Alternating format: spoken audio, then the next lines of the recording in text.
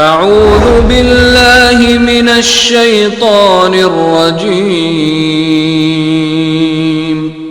بسم اللہ الرحمن الرحیم ومن احسن قولا ممن دعا الى اللہ وعمل صالحا وقال اننی من المسلمین ولا تستوي الحسنة ولا السيئة ادفع بالتي هي أحسن فإذا الذي بينك وبينه عداوة كأنه ولي حميم كنتم خير أمة أخرجت للناس تأمرون بالمعروف وتنهون عن المنكر وتؤمنون بالله کہ آج فلمی دنیا میں ہو، کھیلوں کی دنیا میں ہو، مالداری کے دنیا میں ہو، کاروبار تجارت کی دنیا میں ہو، چند مشہور لوگوں کی طرح ہم نہیں بن سکے ہیں کہہ کر کچھ لوگوں کو افسوس و ملال ہوتا ہے۔ کسی کے اوپر قرض کے بوجھ ہیں لیکن زندگی کے مقصد کا کسی بھی حد تک شعور ہے، لیکن ان کی نگاہ صرف دنیا پر پڑی ہوئی ہے، تو وہ کس قدر اپنی زندگی کو بے چینی بے سکونی سمجھ رہے ہیں، اور جو ان کی نظر میں ہیں ان کو کتنا اعلیٰ و عرفہ سمجھتے ہوئے ایک نمونہ بنانے کی کوشش کر رہے ہیں۔ ان کے حال کی خبر ہمیں نہیں ہے، ان کے اندرونی داستان کی کوئی رپورٹ ہمارے پاس نہیں ہے، تو اس طرح ہم ان کے پیچھے اندھی تقلید میں پڑ رہے ہیں۔ آئیے ہم اپنے زندگی کے مقصد کو سمجھیں، ہم ان کی طرح، ان برے لوگوں کی طرح اپنی زندگی کو خراب نہ کریں۔ دنیا جہاں خراب و تباہ برباد ہوگی، اس سے کہیں زیادہ ہماری آخرت برباد ہوگی۔ صبح اٹھتے ہی فجر کی نماز ادا کرنا، یہ ہمارے اوپر زندگی کا سب سے بڑا اور پہلا مقصد۔ نیند سے بیدار ہوتے ہی اللہ کا شکر ادا کر کے، وضو کر کے فجر کی نماز ادا کرنا، یہ زندگی کا سب سے پہلا مقصد۔ الحمدللہ وحدہ والصلاة والسلام علی من لا نبی بعد، اما بعد، اعوذ باللہ السمیع العلیم من الشیطان الرجیم، واعبد ربک حتی یأتیک الیقین، وقال تعالی فَإِذَا فَرَغْتَ فَانصَبْ وَإِلَى رَبِّكَ فَارْغَب۔ حقیقی حقدار یعنی معبود برحق و مسجود ہے، انگن تو لا تعداد درود و سلام پیارے نبی حضرت محمد مصطفیٰ صلی اللہ علیہ وسلم پر، جنہوں نے اللہ رب العالمین کی عبادت کما حقہ ادا کرنے کی پوری کوشش کی، امت کے لیے ایک بہترین نمونہ پیش کیا، اور تمام کائنات کے انسانوں کے لیے ان کے زندگی کے اعلیٰ مقصد کو بہت واضح طور پر بیان فرمایا، مختلف مثالوں کے ذریعے سمجھایا۔ اللہ تعالیٰ آپ پر اور آپ کی طرح کے تمام انبیاء اکرام علیہم الصلاۃ والتسلیم پر بے شمار درود و سلام نازل فرمائے۔ اللہم صلی وسلم وبارک علی نبینا محمد وعلی آلہ وصحبہ اجمعین۔ حاضرین جمعہ، آج کے اس جمعے کا جو عنوان ہے وہ ہے انسانی تخلیق کا مقصد۔ انسانی تخلیق کا مقصد، یہ عنوان جب ہم سنتے ہیں تو ہم میں سے بہت سے مطالعہ کرنے والے، دین سے شغف رکھنے والے، ہمارے ان بھائیوں بہنوں کے ذہنوں میں یہ خیال دوڑتا ہے کہ عنوان تو کافی پرانا ہے، یہ تو ہمیں معلوم ہے کہ ہمیں اللہ کی عبادت کے لیے پیدا کیا گیا، لیکن کیا عنوان کے پرانے ہونے سے صرف مقصد کو بطور انفارمیشن، ایک معلوماتی طور پر جان لینے کے، کیا اس مقصد کا جو حقیقی فائدہ ہے وہ حاصل ہو جائے گا؟ ہرگز نہیں میرے بھائیوں۔ کہنے کو آج بہت ساری چیزوں کی ہمیں جانکاری ہے، لیکن عمل جب تک اس کا ثبوت نہ دے، ہم حقیقی مقصد میں کامیاب نہیں ہو سکتے ہیں۔ آج دنیا کی زندگی میں ہم دیکھتے ہیں کہ اس کائنات میں اللہ کی پیدا کی ہوئی جو بھی چیز ہے وہ بے مقصد نہیں ہے۔ اللہ رب العالمین نے جو حقیقی طور پر عقل مند ہیں ان سے متعلق سورہ آل عمران کے آخر میں بیان فرمایا کہ یہ لوگ اولي الالباب الذين يذكرون الله قياما وقعودا وعلى جنوبهم ويتفكرون في خلق السماوات والارض، صحیح عقل مند وہ ہیں جو اللہ عز و جل کو بیٹھے ہوئے، لیٹے ہوئے، کھڑے ہوئے ہر حالت میں یاد کرتے رہتے ہیں اور کیا کہتے ہیں؟ ربنا ما خلقت هذا باطلا، اے پروردگار تو نے یہ سارا کچھ، یہ نظام، اس دنیا کے اندر جو کچھ بھی ہے اس کو تو نے بیکار نہیں پیدا کیا ہے۔ ہم ان عقل مندوں میں سے شامل ہو جائیں، اور کیوں نہ ہو، اللہ رب العالمین نے اس ساری کائنات کے بارے میں واضح طور پہ فرما دیا وَمَا خَلَقْنَا السَّمَاوَاتِ وَالْأَرْضَ وَمَا بَيْنَهُمَا لَاعِبِينَ وَمَا خَلَقْنَاهُمَا إِلَّا بِالْحَقِّ وَإِنَّ أَكْثَرَهُمْ لَا يَعْلَمُونَ۔ یہ آسمان، یہ زمین اور آسمان و زمینوں کے درمیان میں جو کچھ ہے سارا کچھ ہم نے کھیل کود کے لیے یوں ہی بیکار نہیں بنایا۔ پھر فرمایا سورہ دخان آیت نمبر 39 میں وَمَا خَلَقْنَاهُمَا إِلَّا بِالْحَقِّ، ہم نے اس کو حق کے ساتھ بنایا، با مقصد بنایا، ایک ایک ذرہ اس کے اندر کوئی بیکار نہیں ہے، لیکن کیا کیا جائے وَلَكِنَّ أَكْثَرَهُمْ لَا يَعْلَمُونَ، لوگوں کی اکثریت، لوگوں کی میجارٹی اس کی حقیقت کو جاننے سے قاصر ہے، یہ جاننے کی کوشش نہیں کر رہے ہیں کہ اس ساری کائنات کو اور اس کائنات میں خود ان کو کس مقصد کے لیے پیدا کیا ہے، یہ وہ جاننے کی کوشش نہیں کرتے ہیں۔ اور وہ انسان جو خود اپنی زندگی کے مقصد سے غافل ہے، اللہ رب العالمین اس کو تنبیہ کرتے ہوئے کہتا ہے سورۃ المؤمنون کے آخر سے کچھ پہلے افحسبتم، کیا تم نے یہ گمان کر رکھا، کیا تم نے یہ سمجھا انما خلقناکم عبثا، کہ ہم نے تم کو یوں ہی بیکار پیدا کیا، یہ خیال کرتے ہو تم؟ میرے بھائیوں، سورۃ آل عمران، سورۃ الدخان اور سورۃ المؤمنون کی ان آیات کی روشنی میں یہ بات ہمارے سامنے واضح ہوئی کہ کائنات کی کوئی چیز بیکار پیدا نہیں ہوئی ہے، ایک مقصد کے تحت اللہ رب العالمین نے پیدا کیا ہے۔ جب یہ حقیقت واضح ہو گئی تو عقل مند انسان ایسے ہی سوچ سکتا ہے کہ وَلَقَدْ كَرَّمْنَا بَنِي آدَمَ وَحَمَلْنَاهُمْ فِي الْبَرِّ وَالْبَحْرِ، جس انسان کو اللہ تعالیٰ نے اس ساری کائنات میں اشرف، سب سے اعز،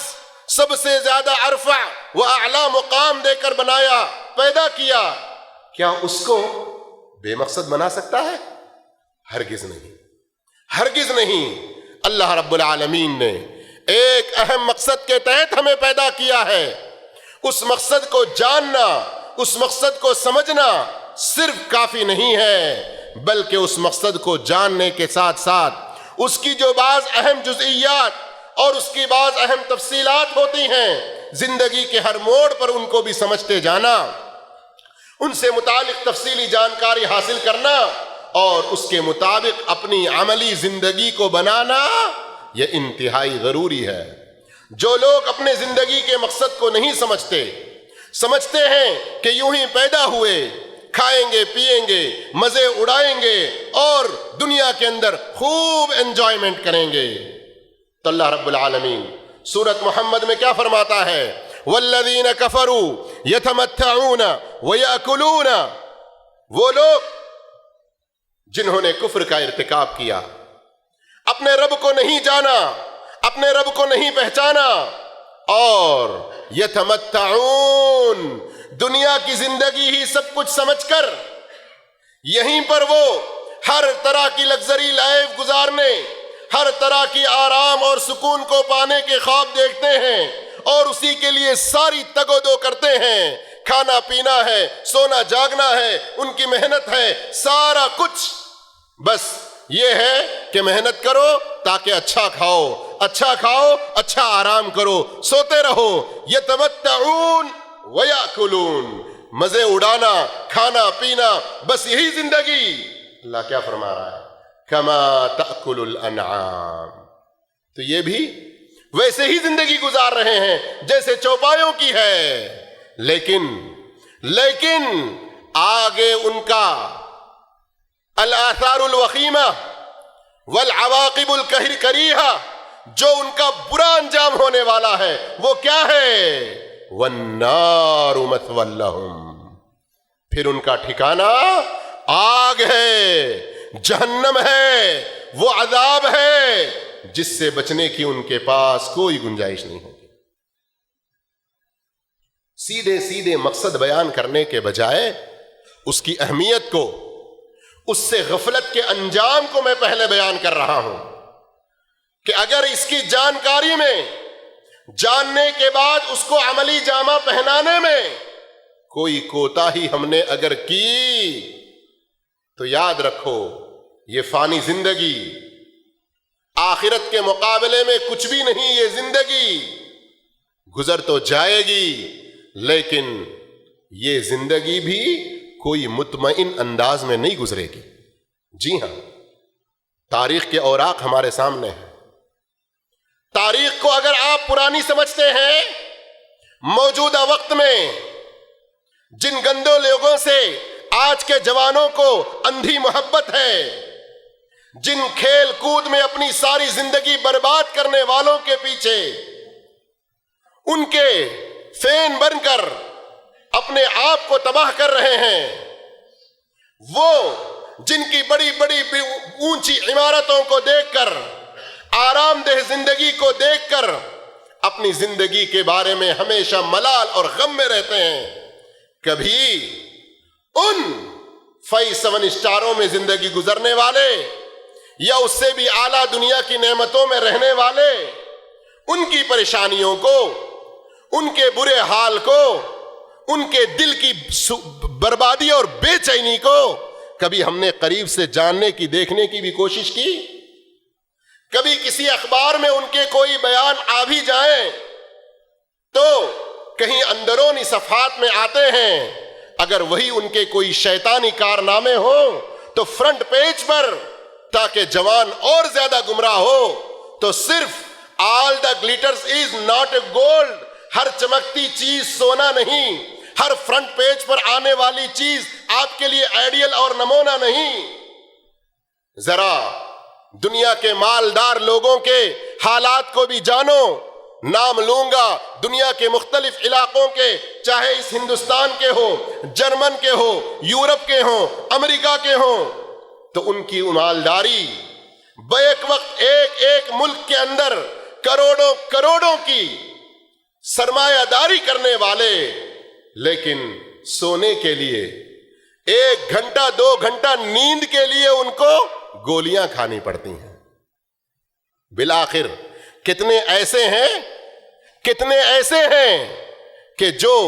ہر طرح کی دنیائی کی آسائش ہونے کے باوجود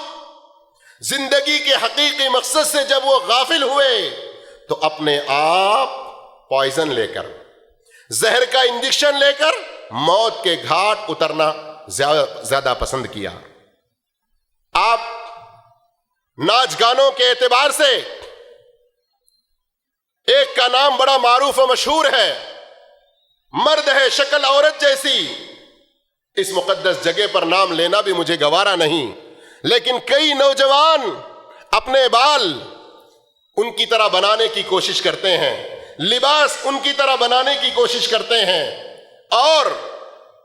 جب کوئی گانے کی بات آ جائے تو اس کے اندر جو الگ الگ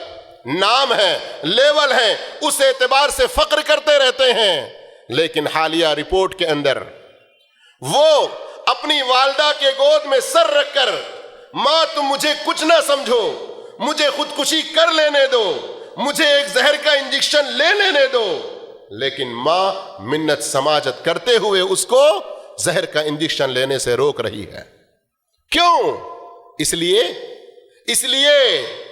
کہ وہ دنیا میں اپنے زندگی کے مقصد سے غافل ہیں.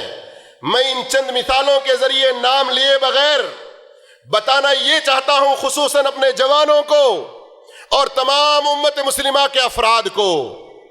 کہ آج فلمی دنیا میں ہو، کھیلوں کی دنیا میں ہو، مالداری کے دنیا میں ہو، کاروبار تجارت کی دنیا میں ہو، چند مشہور لوگوں کی طرح ہم نہیں بن سکے ہیں کہہ کر کچھ لوگوں کو افسوس و ملال ہوتا ہے. کسی کے اوپر قرض کے بوجھ ہیں لیکن زندگی کے مقصد کا کسی بھی حد تک شعور ہے، لیکن ان کی نگاہ صرف دنیا پر پڑی ہوئی ہے، تو وہ کس قدر اپنی زندگی کو بے چینی بے سکونی سمجھ رہے ہیں، اور جو ان کی نظر میں ہیں ان کو کتنا اعلیٰ و عرفہ سمجھتے ہوئے ایک نمونہ بنانے کی کوشش کر رہے ہیں. ان کے حال کی خبر ہمیں نہیں ہے، ان کے اندرونی داستان کی کوئی رپورٹ ہمارے پاس نہیں ہے، تو اس طرح ہم ان کے پیچھے اندھی تقلید میں پڑ رہے ہیں. آئیے ہم اپنے زندگی کے مقصد کو سمجھیں، ہم ان کی طرح، ان برے لوگوں کی طرح اپنی زندگی کو خراب نہ کریں. دنیا جہاں خراب و تباہ برباد ہوگی، اس سے کہیں زیادہ ہماری آخرت برباد ہوگی.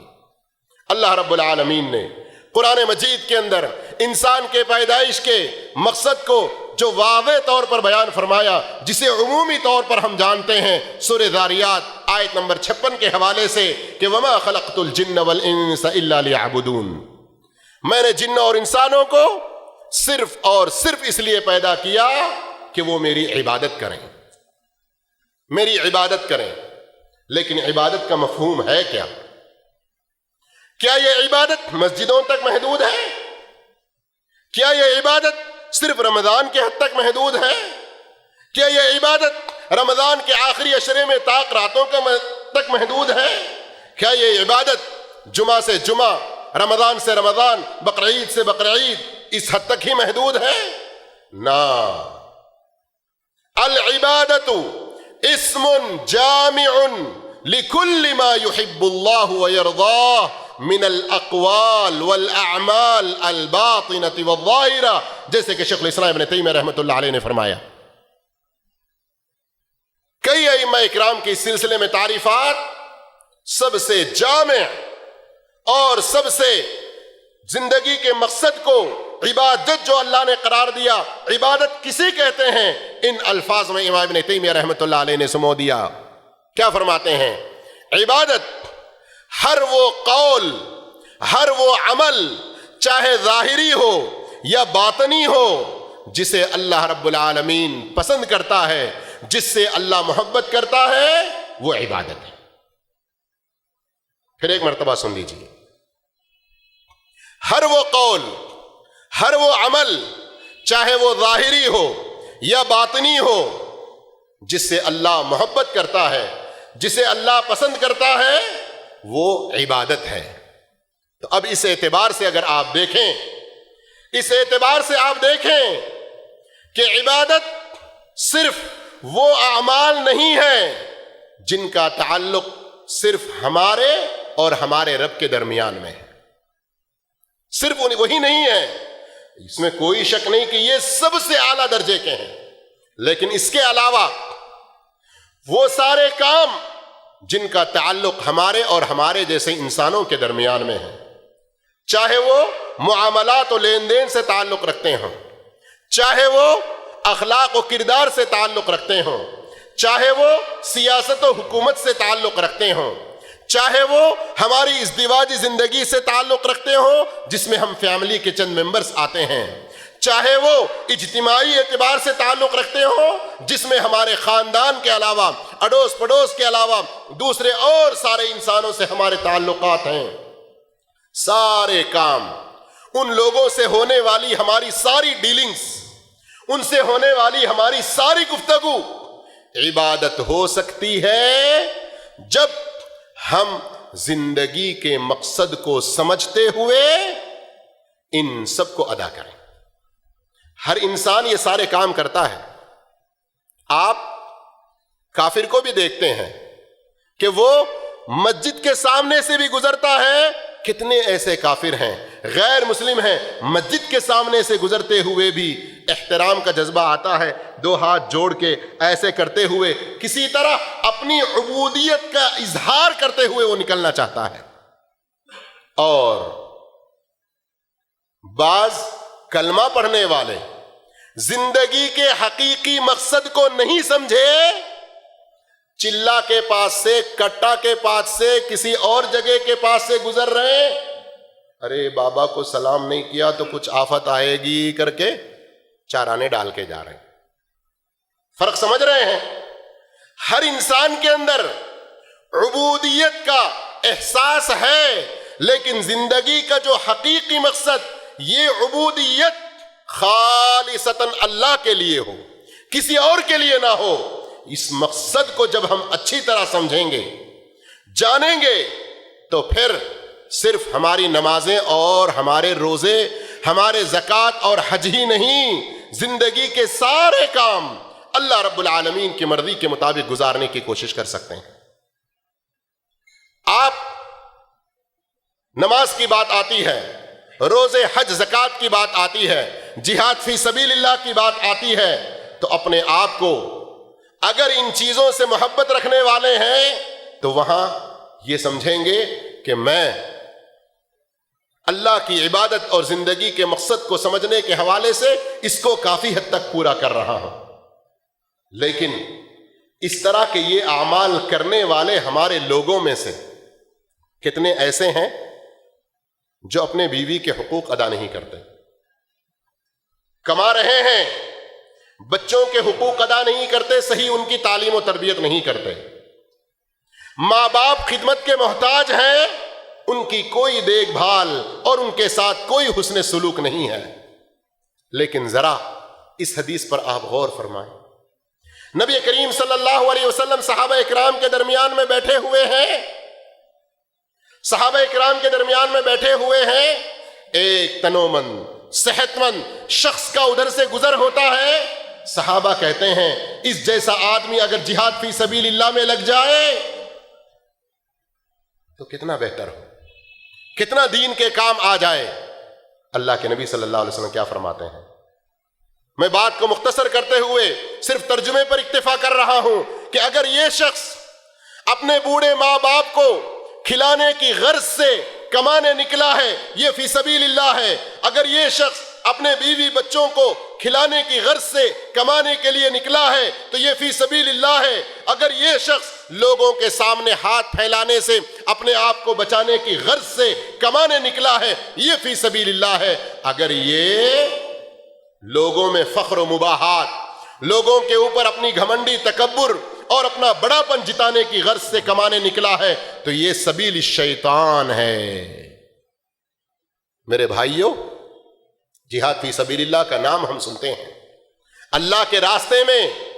یہ لفظ فی سبیل اللہ سنتے رہتے ہیں، لیکن یہاں غور کیجئے اللہ کے نبی صلی اللہ علیہ وسلم کن کن چیزوں کو اللہ کی راہ میں شمار کرتے چلے جا رہے ہیں۔ اور عبادت ہر وہ چیز جو اللہ رب العالمین کو پسند ہو اور اللہ رب العالمین کی رضا کی خاطر آپ کریں،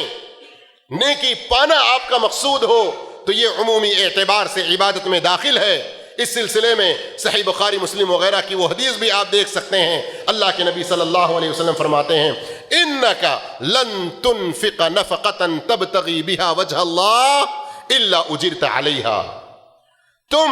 جو کچھ بھی خرچ کرتے ہو اپنے اہل و عیال پر، اپنے ماتحت لوگوں پر، ان کو خرچ کرتے ہوئے تبتغی بہا وجہ اللہ، اللہ کی رضامندی کو چاہتے ہو، اللہ کی خوشنودی چاہتے ہو،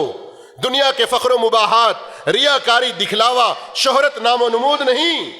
بلکہ اللہ کی رضا چاہتے ہو، الا اجرت علیہا، تم کو اس پر اجر دیا جائے گا، حتی اللقمۃ التی، یہاں تک کہ ایک لقمہ، ایک نوالا، تجعل فی امرأتک، تم اپنے بیوی کے منہ میں رکھتے ہو، تحتسبها، تم اللہ سے نیکی کی امید اس پر رکھتے ہو، اللہ تعالیٰ اس پر تمہیں نیکی عطا کرتا ہے، اجر عطا کرتا ہے۔ اور ایک موقع پہ اللہ کے نبی صلی اللہ علیہ وسلم نے جب بیان فرمایا کہ تم میں سے ہر ایک انسان کے لیے ضروری ہے کہ وہ اپنے ہر دن ہر جسم کے عضو کے بدلے صدقہ کرتا رہے۔ نبی کریم صلی اللہ علیہ وسلم کے صحابہ پر یہ بات بھاری گزری۔ آپ صلی اللہ علیہ وسلم نے کئی ساری چیزوں کو بیان فرمایا کہ سبحان اللہ کہنا صدقہ ہے، الحمدللہ کہنا صدقہ ہے، اللہ اکبر کہنا صدقہ ہے، لا الہ الا اللہ کہنا صدقہ ہے، نیکی کا حکم دینا صدقہ ہے، برائی سے روکنا صدقہ ہے، اچھی بات کہنا صدقہ ہے، کسی کو تکلیف پہنچانے سے اپنے آپ کو روکے رکھ لینا صدقہ ہے۔ اس طرح آپ صلی اللہ علیہ وسلم مختلف روایتوں کو جمع کر کے کئی ساری چیزوں کو بیان کر رہے تھے۔ تو وہیں پر آپ صلی اللہ علیہ وسلم نے کیا فرمایا؟ وَفِي بُضْعِ أَحَدِكُمْ صَدَقَةٌ، تمہاری اپنی شرمگاہ کی حفاظت میں بھی صدقہ ہے۔ اللہ اکبر۔ صحابہ نے کیا سوال کیا؟ کیا سوال کیا؟ ہم میں سے کوئی اگر اپنی نفسانی خواہش کو جائز طریقے سے پوری کرتا ہے تو کیا اس پر بھی اسے اجر ملتا ہے؟ نبی کریم صلی اللہ علیہ وسلم نے سوالیہ انداز میں ان سے کہا کہ اگر وہ اپنی نفسانی خواہشات کو پوری کرنے کے لیے حرام کا راستہ اختیار کرتا تو کیا اس پر گناہ نہیں؟ اس لیے جب وہ حلال طریقے کو اختیار کر رہا ہے تو اس کے لیے نیکی ہے۔ نیکی پانے کے جو بھی ذرائع ہیں اللہ اور اس کے رسول کے بتائے ہوئے اور اللہ کی رضا کے لیے اخلاص کے ساتھ نبی کے طریقے پر آپ کرتے رہیں، یہ ساری کی ساری عمومی عبادت میں داخل ہوں گی۔ اس کے لیے اگر آپ پڑھنا چاہیں سورہ بقرہ کی آیت نمبر 177 پڑھیے، لیس البر ان تولوا وجوہکم قبل المشرق والمغرب۔ نیکی صرف یہ نہیں ہے کہ تم چہرہ ادھر مشرق کی طرف کر لو یا چہرہ مغرب کی طرف کر لو۔ پھر آگے اللہ رب العالمین نے ایمانیات، اخلاقیات، دین کے کاموں میں جد و جہد کرنا، اللہ کے دین کی دعوت کو لوگوں تک پہنچانے کے لیے جو بھی مصائب اور مشکلات آئیں ان کے اوپر صبر کرتے رہنا، اور لوگوں کے اندر اپنے مال کو خرچ کرتے ہوئے ماں باپ، اقربا، یتیم، سارے لوگوں کے ساتھ حسن سلوک کرتے رہنا، ان ساری چیزوں کو بیان کیا اور کہا کہ یہ ساری کی ساری نیکیاں ہیں، یہ ساری کی ساری نیکیاں ہیں۔ اس لیے میرے بھائیوں، عبادت کے مفہوم کو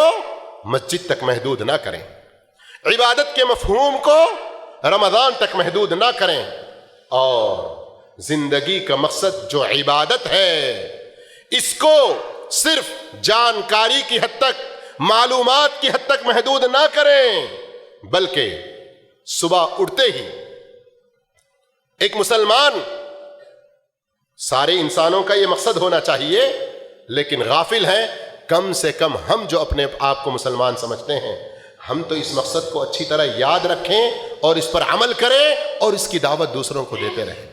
صبح اٹھتے ہی فجر کی نماز ادا کرنا، یہ ہمارے اوپر زندگی کا سب سے بڑا اور پہلا مقصد۔ نیند سے بیدار ہوتے ہی اللہ کا شکر ادا کر کے، وضو کر کے فجر کی نماز ادا کرنا،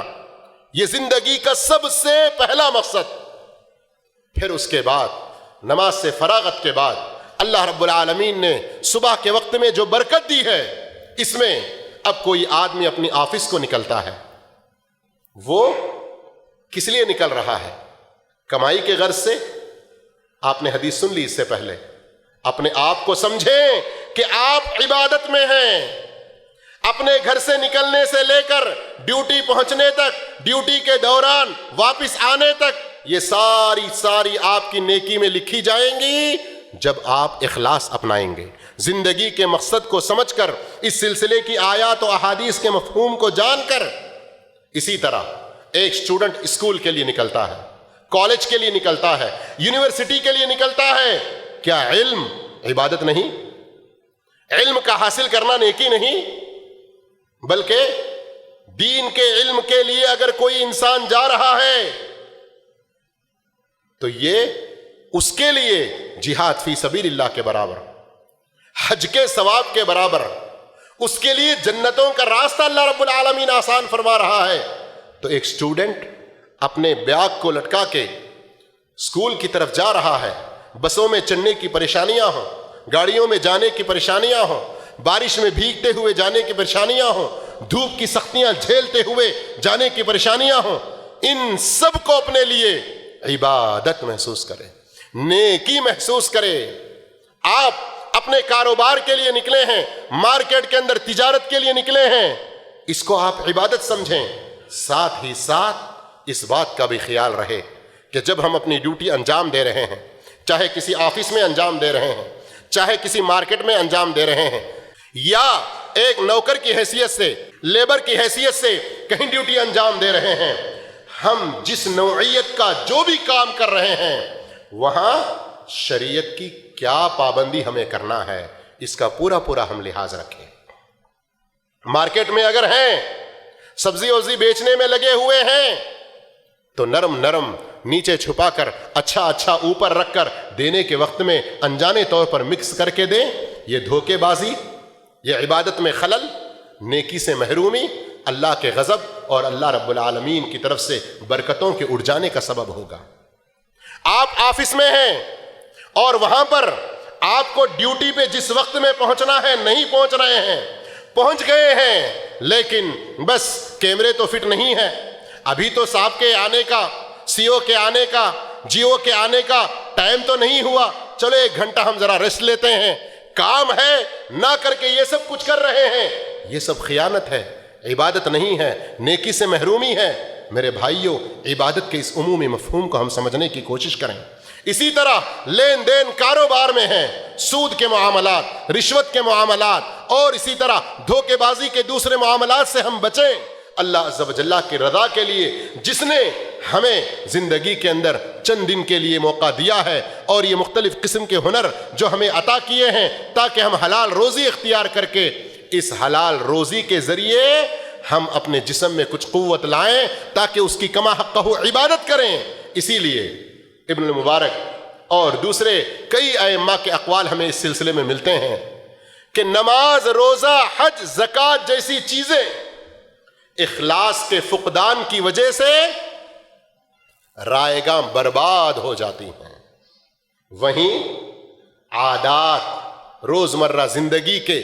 آپ کا اپنے کاروبار پہ جانا، سونا، جاگنا، بچوں کے درمیان میں بیٹھنا، یہ ساری چیزیں ایک نارمل لائف میں کرنے والے عمومی کام ہیں، لیکن آپ کے اخلاص نیت، آپ کے حسن نیت کی وجہ سے یہ عبادت کے درجے کو اور بڑے اجر و ثواب کے حقدار بنتے ہیں۔ لیکن یہاں اس مفہوم کو نہ بھولیں آپ، عبادت کا یہ مفہوم ہم نے اس لیے بیان کرنے کی کوشش کی کہ ہم میں سے بہت سے لوگ عبادت کا معنی صرف مسجدوں تک یا رمضان تک یا حج تک محدود سمجھتے ہیں۔ ایسا نہ سمجھے، اس لیے ہم نے یہ عمومی مفہوم بیان کیا، لیکن اس حقیقت کو نہ بھولیں۔ بخاری کے حدیث کے حوالے سے، دوسرے کئی سارے اور آیات و احادیث کے حوالے سے کہ تمام عبادتوں میں اللہ رب العالمین سے متعلق جو عبادتیں ہیں ان کا اول نمبر ہے۔ تمام عبادتوں میں فرائض کا درجہ سب سے اول اور سب سے اونچا ہے، یہ ایک حقیقت۔ دوسری حقیقت، عبادت کا ایک خاص مفہوم بھی ہے، یعنی وہ خاص اعمال جو صرف اور صرف اللہ کے لیے کرنا ہے۔ دعا، نذر و نیاز، سجدہ، محبت، خوف، ڈر، امید، بھروسہ، توکل، نماز، اس طرح کی یہ ساری چیزیں خالصتاً اللہ ہی کے لیے ہونی چاہیے۔ اس کے اندر ذرا برابر کا شرک، یہ ہماری زندگی کے ساری نیکیوں کو رائے گا اور برباد کرنے والا ہوگا۔ تو کہیں عمومی مفہوم کو تفصیل سے بیان کیا تو اس خاص مفہوم سے بھی ہم غافل نہ ہوں۔ یہ عبادت جو ہماری زندگی کا اہم مقصد ہے اور عبادت کا خاص مفہوم اور اس کا جو عمومی معنی ہے، ان سب کو آپ نے دلائل کی روشنی میں جب سن لیا تو یہ بات بھی یاد رکھیں کہ یہ عبادت ایک دن کے لیے، ایک مہینے کے لیے، چند ہفتوں کے لیے نہیں، بلکہ وَاعْبُدْ رَبَّكَ حَتَّى يَأْتِيَكَ الْيَقِينُ۔ جب آپ مکلف ہو گئے، بالغ ہو گئے، ذمہ دار بن گئے، تب سے لے کر یہ روح اور جسم کا تعلق جب تک الگ نہیں ہوتا، موت کے وادی میں اتر نہیں جاتے، تب تک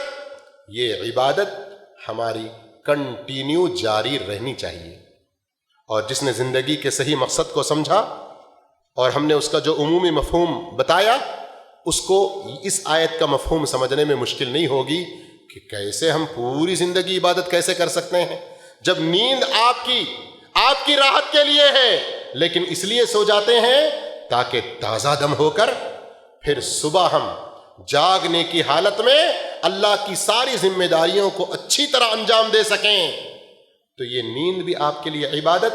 جیسے معاذ رضی اللہ تعالیٰ عنہ فرماتے ہیں احتسب نومتی کما احتسب قومتی، میں قیام اللیل سے جیسے نیکی کا ارادہ کرتا ہوں ویسے میرے سونے کے ذریعے بھی میں نیکی پانے کا ارادہ رکھتا ہوں، وہ میرے لیے عبادت ہے۔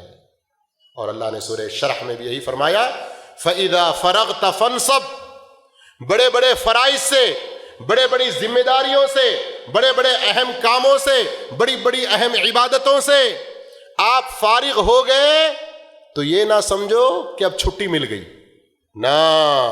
فَإِذَا فَرَغْتَ فَانْصَبْ، اور ذرا نصب، اور ذرا تھکان، اور ذرا محنت، اور ذرا لگن اور قوت لگا کے تم آگے اللہ رب العالمین کی طرف بڑھو، وَإِلَىٰ رَبِّكَ فَارْغَب، اپنے رب کی طرف رجوع ہو کے وہاں کی رغبت، وہاں کی خواہش اور وہاں اس کے پاس جو کچھ نیکیاں ہیں ان کو پانے میں کبھی بھی پیچھے نہ رہو، ان کو پانے میں کبھی بھی پیچھے نہ رہو۔ اس لیے میرے بھائیوں، یہ زندگی کے آخری دم تک، آخری سانس تک یہ ہماری عبادت جاری رہنی چاہیے۔ اللہ عز و جل سے ہم دعا کرتے ہیں کہ اللہ تعالیٰ ایسی نیک توفیق عطا فرمائے ہم سب کو، اور دنیا بھر میں مسلمانوں پر جہاں جہاں جو بھی ظلم و ستم ہو رہا ہے اللہ تعالیٰ اس ظلم و ستم کو ختم کر دے۔ اللہ رب العالمین ہر جگہ پر مسلمانوں کو امن و امان، راحت و چین و سکون نصیب فرمائے۔ اللہ ہم تمام کے اوپر، ہمارے اوپر مہربان، اچھے سلوک کرنے والے حاکموں کو ہمارے اوپر مسلط فرمائے۔ اللہ رب العالمین ظالم جابر حکمرانوں کو ہم سے دور فرمائے۔ دنیا کی ساری رعایا کو، ہمارے ملک کے باسیوں کو اللہ رب العالمین امن و چین کے ساتھ زندگی نصیب کرے۔ امن و چین و سکون والے، شانتی سلامتی والے اس دھرم کو اپنانے کی نیک توفیق عطا فرمائے۔ اور جمعہ کا مبارک دن جس میں سب سے زیادہ اللہ کے نبی صلی اللہ علیہ وسلم پر درود و سلام پڑھنا ہے، ایک مرتبہ درود و سلام پڑھنے کے 4 قسم کے 10 الگ فائدے نصیب ہوں گے۔ اللہ رب العالمین 10 مرتبہ ملائے اعلیٰ میں تعریف فرمائے گا، 10 گناہ مٹیں گے، 10 نیکیاں لکھی جائیں گی، 10 درجات بلند ہوں گے۔ اللہ رب العالمین خود نبی کریم صلی اللہ علیہ وسلم پر صلاۃ بھیجتے ہوئے، فرشتوں کو اس کا حکم دیتے ہوئے مومنوں کو بھی حکم دیا کہ یا ایھا الذین آمنوا صلوا علیہ وسلموا تسلیما، اللہم صل علی محمد وعلی آل محمد کما صلیت علی ابراہیم وعلی آل ابراہیم انک حمید مجید، اللہم بارک علی محمد وعلی آل محمد کما بارکت علی ابراہیم وعلی آل ابراہیم انک حمید مجید۔ اللہ عز و جل سے ہم دعا کرتے ہیں ہم تمام کو زندگی کے ہمارے مقصد کو، ہماری پیدائش کے مقصد کو سمجھ کر عملی طور پر اسے بجا لانے کی توفیق عطا فرمائے، اور جو کچھ قرآنی آیات و احادیث کی روشنی میں حق آپ کے سامنے واضح کیا گیا اس کو سمجھنے کی اور عمل کی جو اچھی باتیں ان کے اندر ہیں ان پر عمل کرنے کے اللہ ہم سب کو توفیق عطا فرمائے۔ اور دنیا کے اندر جتنی ساری پریشانیاں، مصیبتیں وغیرہ جو کچھ مسائل ہیں اللہ رب العالمین ان سب کو دور کر کے خالصتاً اس کی رضا کے لیے ہر نیک کام کرتے رہنے کی توفیق عطا فرمائے۔ اقول قولی ھذا واستغفر اللہ لی ولکم فاستغفروہ انہ ھو الغفور الرحیم۔